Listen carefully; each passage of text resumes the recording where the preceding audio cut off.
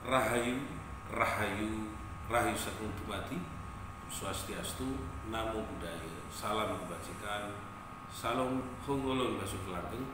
Assalamualaikum warahmatullahi wabarakatuh. Pemirsa Cahaya Batin, pintu gerbang kesadaran bangsa Nusantara. Ketemu lagi dengan saya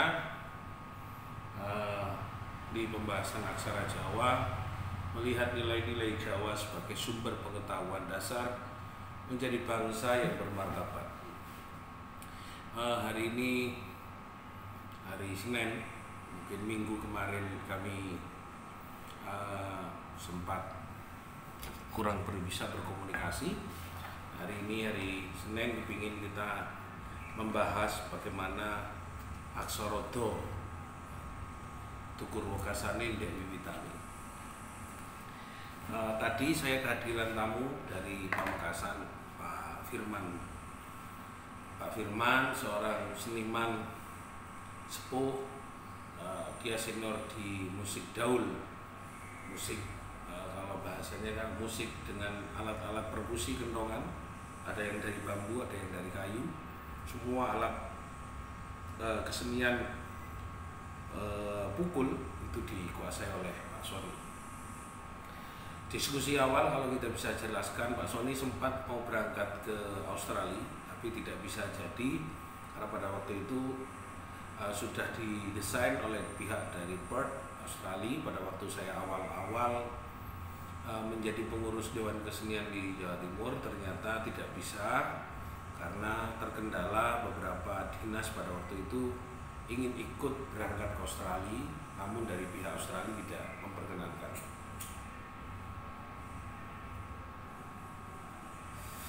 Pemirsa Cahaya Batin, berbeda sekali dengan pemberian orang-orang menyampaikan pengetahuan tentang, pada umumnya podcast, kami lebih pada nilai. Jadi saya sampaikan ke Pak Firman pada waktu itu, kesenian kita ini sudah cukup banyak ribuan jenis dan modelnya, dan kesenian yang sampean lakukan Pak Firman ini sudah notok, artinya tidak ada 0%, 0, berapa persen yang saya ragukan tentang kemampuannya.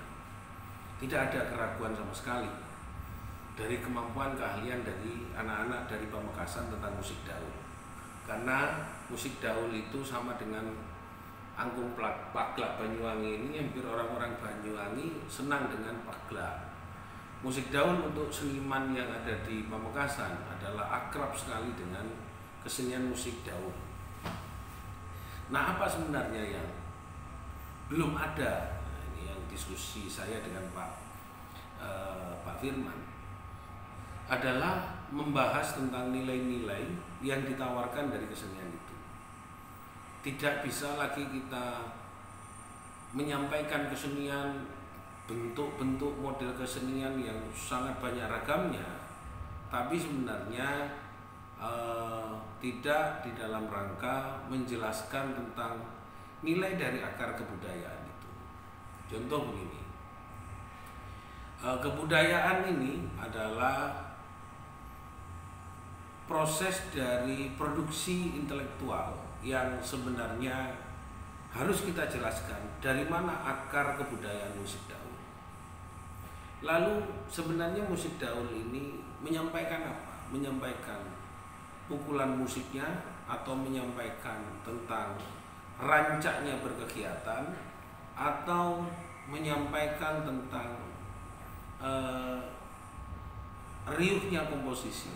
Kalau itu sudah saya katakan kepada Pak Sony bahwa kesenian yang disampaikan oleh saudara-saudara dari Pamekasan itu kesenian yang sudah luar biasa, menjadi sebuah ruang komposisi yang harus dipahami oleh banyak orang, bahwa itu adalah kesenian yang mutlak menjadi ciri khas dari Pamekasan. Namun ada sesuatu yang ingin saya isi. Apakah di dalam kesenian Pamekasan itu tidak menyinggung-nyinggung tentang bagaimana kesadaran dari masyarakat yang sangat muda, yang baru lahir, muda, remaja, muda, dan dewasa, Apa yang ditampilkan di sana?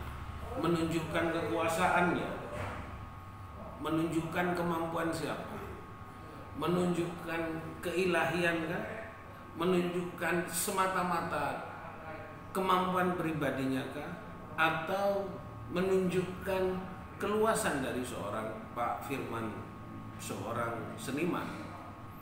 Nah, maka dari itu saya coba mengisi kekurangan dari sesuatu itu kalau kita tidak berusaha belajar.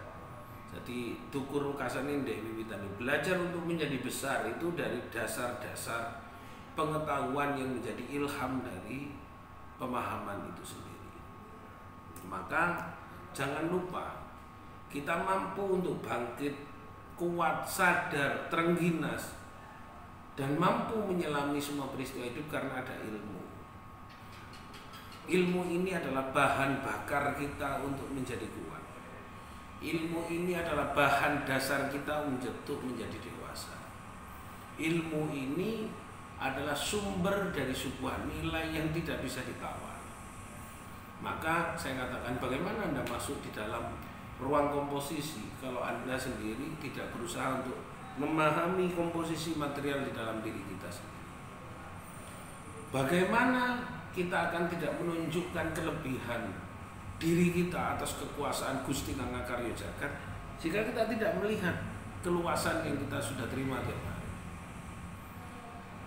Kita hebat ini tidak semata-mata berdiri sendiri menjadi hebat. Belajar dari proses awal untuk menjadi tingkat yang tinggi, tapi yang mengajari kita di dalam kehidupan setiap hari ini adalah Sang Maha Pencipta di dalam proses kehidupan yang berkesengarasan. Bagaimana mengajari? Kita hari Senin, besok Selasa diajari lagi untuk mengeja waktu. Setelah Selasa besok Rebu lagi. Nah, apakah kita tidak belajar dari peristiwa itu? Maka marilah aksorodo, apa yang terjadi kepada Pak Firman tidak hanya karena persoalan dia ditinggalkan oleh istrinya, lalu dia menjadi lupa terhadap kemuliaan atas yang diciptakan oleh Gusti Kang Karya Jagat. Dia bersedih, lalu di tempat ibadah tidak. Kita harus bangkit, sadar, menyempurnakan apa yang telah diciptakan oleh Gusti Kang Karya Jagat untuk menjadi baik. Tidak peduli bagaimanapun kehidupan kita sehari-hari, hanya satu, menjadi tujuan kebaikan kepada jalan kepada Sang Maha Tunggal. Semoga ini bermanfaat. Terima kasih. Rahayu, Rahayu Sakuntubati, Om Swastiastu, Namo Buddhaya, Salam Kebajikan, Salam. Assalamualaikum warahmatullahi wabarakatuh.